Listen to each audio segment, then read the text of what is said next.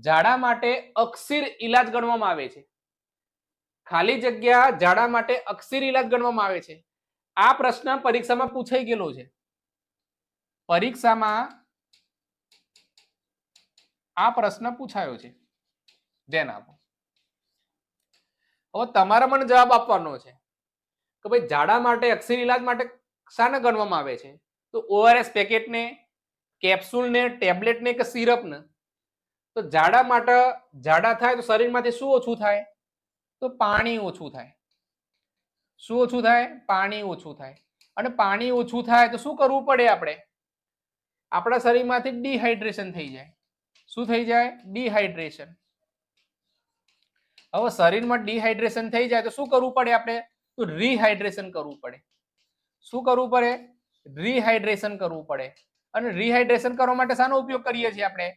તો ઓઆરએસ નો ઉપયોગ